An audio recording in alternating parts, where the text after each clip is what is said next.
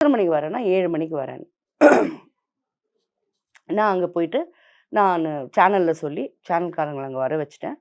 அவன் வந்ததுலேருந்து எல்லாம் வீடியோ எடுக்க சொன்னேன். மைக்கும் நானே போட்டு விட்டேன். எதுக்குமா இதெல்லாம்னு. இது நிறைய பேருக்கு தெரியல. நீ போய் பணம் குடுக்குற இடம்லாம் நீ வீடியோ எடுக்கிறேன்றீங்களே, அறிவு கெட்ட முண்டங்களே! இந்த இது நானே சொன்னேன். நான் ஏன் சொன்னேன்னா, டேய் நீ நீ இப்படி குடுக்கறது தெரிஞ்சா, இன்னும் அவங்களுக்கு ஹெல்ப்ஃபுல்லா 4 பேர் செய்வாங்க. அதுக்காக நான் நான் எடுத்துக்கிறேன் கண்ணா, நீ எதுவும் சொல்லாதடா அப்டின்னேன். வந்து குடுத்துட்டு அவன் உட்கார கூட இல்ல.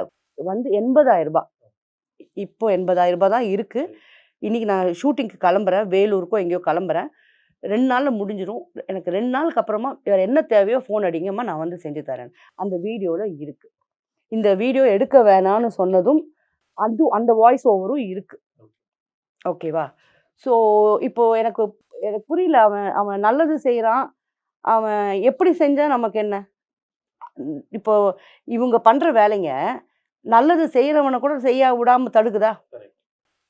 ஒரு செகண்டு அவனே யோசிச்சுட்டா. எதுக்குடா நம்ம செஞ்சும் நமக்கு இந்த பேருன்னு யோசிச்சுட்டா, அவன் திருப்பி செய்வானா? Right ma'am. அதான் மேம். இப்போ நீங்க சொன்னீங்க இல்லையா? இப்போ அந்த மேட்டரும் பேசலாம் அப்படின்ட்டு தான். பாலா உதவி பண்றாங்க, பண்ணட்டும். ஆனா ஏன் எல்லா இடத்துலயும் கேமரா எடுத்துட்டு போறாங்க? இன்னும் சில ஆட்கள் அதான் கொஞ்சம் அ சில சேனல்ல மட்டும் அதான் நான் சொல்றேனே. இப்போ அவன் அன்னைக்கு கேமரா எடுத்து சொல்லி, இன்னும் 2 பேர் இருக்காங்க. அவன் பேர் சொல்லக்கூடாதுன்னு ப்ராமிஸ் வாங்கிட்டான்னு நான் சொல்லல. 3வது நபர்து நான் பேரோட எந்த சேனலு அது எல்லாமே நான் சொன்னேன். ஸோ அந்த மாரி தானேங்க. ப ஏன் கேமரா எடுத்துட்டே கூட போட்டுங்க. அவன் எல்லாத்துக்கும் கரெக்ட்டா ரிப்ளை பண்ணியிருக்கான். எனக்கு யூடியூப் சேனல் கிடையாது. நான் யூடியூப்ல போட்டு நான் பணம் ஆக்கல அத. எனக்கு இருக்கிறது இன்ஸ்டா தான். நான் இன்ஸ்டால போஸ்ட் பண்ணுவேன். இன்ஸ்டால பணம் வராது. அண்ட் இன்ஸ்டால நான் பண்ற உதவிகள பார்த்து ஒரு குழந்தைக்கு ரூ. 7,00,00,000 இது அது உண்ம அது. அத பார்த்து பணம் வந்திருக்கு. ஒரு உயிர காப்பாத்த முடிஞ்சதுன்னு இவ்ளோ கிளியரா அவன் விளக்கம் தரான். நீங்களே பேசிக்கிட்டு இருக்கீங்களே, அவனுகிட்ட அவன வர வச்சு, இல்ல அவன ஒரு பிரஸ் மீட் கூட்டுங்க.